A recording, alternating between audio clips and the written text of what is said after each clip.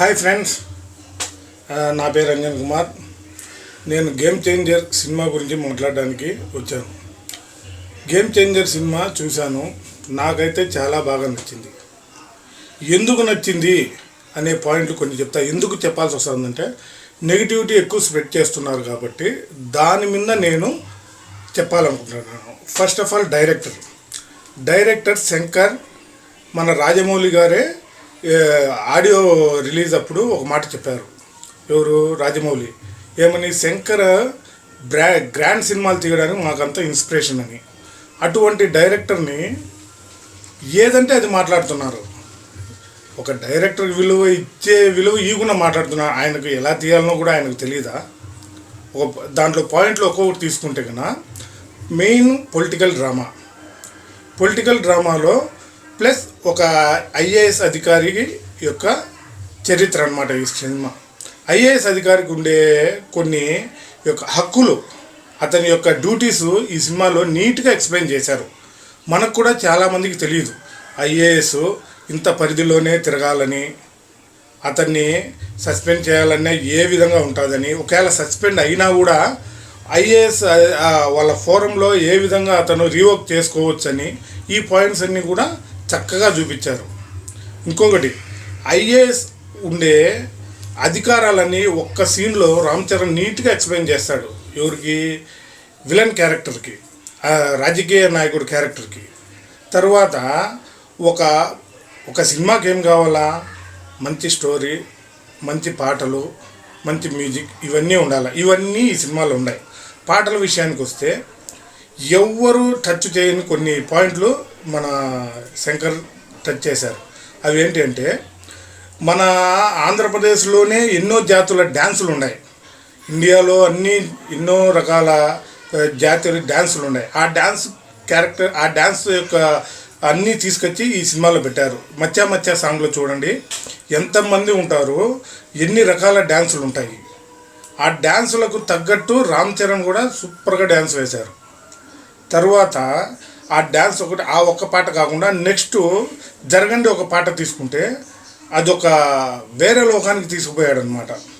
అంటే ఒక గ్రావిటీ లేని ఒక ఇల్లు ఉన్నట్లు, అతను వాళ్ళు ఎక్కడో ఉన్నట్లు, అస్సలు గ్రాండీగా తీయాలంటే శంకర్.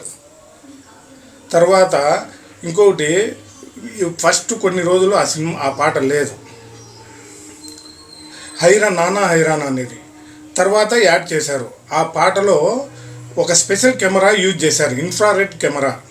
ఆ కెమెరా యొక్క పనితనం మనం దాంట్లో, ఆ గ్రాండియా కెమెరా యొక్క పనితనం మనం చూడొచ్చు అనమాట. తర్వాత ఇంకా స్టోరీ విషయానికి వస్తే, అప్పన్న క్యారెక్టర్లో రామ్ చరణ్ గారు చేసింది ఎవ్వరూ చేయలేరు అన్నట్లు చేశాడనమాట. ఆ నత్తితో ఆ ఒక ఫోన్ కాడ మాట్లాడేటప్పుడు ప్రాణం అట్లా పోయేటట్టు నటించాడు అనమాట. ఇంకా నాకు ఇంతకంటే క్యారెక్టర్ దొరకదురా అన్నట్లు నటించాడనమాట. అంత క్యారెక్టర్లు చేసి వాళ్ళు అంత కష్టపడి దిల్ రాజు అంత బడ్జెట్ పెట్టి సినిమా తీసే సినిమా చూడండి, చూసి నచ్చలేదని చెప్పండి, అప్పుడు మీరు ఓకే అంట. ఒక సినిమా అందరికీ నచ్చాలని కూడా ఉండదు, అది అందరికీ తెలుసు. కానీ ఒక సందేశాత్మక సినిమాలు వచ్చినప్పుడు దాన్ని ఆదరించకపోతే నెక్స్ట్ వచ్చే సినిమాలన్నీ ఎట్లుంటాయి? ఆల్రెడీ కొన్ని సినిమాలు వచ్చి ఉంటాయి, ఆల్రెడీ వస్తున్నాయి, ఆల్రెడీ పోయినాయి. అట్లా సినిమాల్లో ఏమేమి ఎట్లున్నాయనేది చూడండి.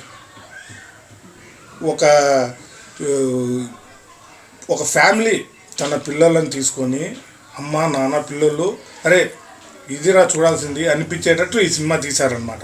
అటువంటి సినిమాలు వచ్చి అవి మనం ఆదరిస్తేనే రాబోయే కాలంలో ఇంకా దీంట్లో చిన్నపిల్లలు నేను ఐఏఎస్ అవ్వాలరా, ఎందుకు అవ్వాలా? ఐఏఎస్ అంటే ఏం చేస్తాడు? రాజకీయ నాయకులను కూడా ఏం చేస్తాడు? రాజకీయ నాయకులను కూడా ఆడించే క్యారెక్టర్ ఐఏఎస్కి ఉంటుంది. ఐఏఎస్ అధికారాలు అట్లుంటాయన్నమాట. ఐఏఎస్ అంటే మోర్ దాన్ రాజకీయ నాయకులు 5 ఏళ్ళే ఐఏఎస్, జీవితాంతం ఐఏఎస్ అంటాడు. అంటే ఒక పిల్లోడు చదివినాడంటే వాడు జీవితాంతం ఐఏఎస్ఏ. రాజకీయ నాయకులు వస్తారు పోతూ ఉంటారు. తర్వాత ఇంకొక పాయింట్ ఉంటుంది, ఒక డైలాగు, మీరు రాజకీయాల కోసం పోరాడతారు, నేను రాజ్యాంగం కోసం పోరాడతాను. ఆ ఒక్క డైలాగే ఈ సినిమా యొక్క మొత్తం మొత్తం అంతా కూడా రాజ్యాంగం కోసమే ఎవరైనా పనిచేయాలి. రాజ్యాంగాన్ని పరిరక్షించాలా. రాజ్యాంగం మనకు హక్కులు ఇచ్చింది. ఆ హక్కులను మనము కాపాడుకోవాలా. మంచి సినిమాలు వచ్చినప్పుడు ఆదరించకపోయినా పర్వాలే. మీరు సినిమా చూసినారు, వెళ్ళిపోవాలా. నోటికి వచ్చినట్టు డైరెక్టర్ని అంటారు. ఏం డైరెక్టర్ కనిపిస్తే చూస్తాం. ఏం చూస్తారు? ఆయన ఎటువంటి సినిమాలు తీసినారు? రోబో ఎవరన్నా ఊహించగలరా అట్లా ఉంటుందని? ఆయన విజనరీ చూడండి. అటువంటి డైరెక్టర్ని మనం అలా మాట్లాడకూడదు అనమాట. నా ఉద్దేశం చెప్పాలని ఈ వీడియో చేస్తున్నాను. నచ్చకపోయింది నచ్చింది అనేది మీ ఇష్టం. అది అందరికీ నచ్చాలనిలే. కానీ మాటలు వాళ్ళనన్నాం వీళ్ళనన్నాం. వాళ్ళు చేతగానోడు అంత భారీ బడ్జెట్ సినిమా తీయగలడా? ఒక్క సీన్ ఆలోచించామా? మనము ఆలోచించలేము. కానీ అతను ఆలోచించాడు. ఒక రోబో కావచ్చు, లేకపోతే ఈ గేమ్ చేంజర్ కావచ్చు, అవి మనకు చెప్పాలనుకున్నాడు. తర్వాత దీంట్లో ఇంకో సీన్ ఉంటుంది. మనం రోజు డైలీ మన చుట్టూ జరిగేది రేషన్ బియ్యం. మన చుట్టూ మనం రేషన్ తీసుకుంటాం. ఎంతోమంది ఆ రేషన్తో బతుకుతాను. ఆ బియ్యాన్ని కూడా వాళ్ళకి అందకుండా చేసి ఆ బియ్యాన్ని తీసుకుపోయి రాజకీయ నాయకులు పాలిష్ చేసి కెమికల్స్తో, వాళ్ళు వాడే కెమికల్స్ వల్ల ఆ బియ్యం తిని మనం ఆరోగ్యం చెడగొట్టుకొని, తర్వాత ఆ బియ్యము ఎలకలు కూడా తినడంలే. ఆ సినిమాలో ఎంత ఎడ్యుకేటెడ్గా ఉంటుందో మీరు ఆలోచించండి. ఎలకలు కూడా తినడం లేదంటే ఆ బియ్యము మనుషులు మనం తిని ఎంత అనారోగ్యానికి పాలవుతామో ఆలోచించండి. ఇంత థాట్ రావాలంటే డైరెక్టర్ విజనరీ ఉండాలి. కాబట్టి గేమ్ చేంజర్ మంచి సినిమా. సంక్రాంతికి ఫ్యామిలీతో అందరూ వెళ్ళి చూడండి. నచ్చిందా నచ్చలేదా తర్వాత విషయము. చూడండి. మంచి ఉంటే అందరికీ చెప్పండి, చెడ్డు ఉంటే అది కూడా చెప్పండి. ఏంది ఏం సినిమా రాది అనే చెప్పండి. కానీ వాళ్ళ టాలెంట్ని మాత్రం తక్కువ అంచనా వేయొద్దండి. Thank you friends. Thank you. Happy Sankranti. Thank you.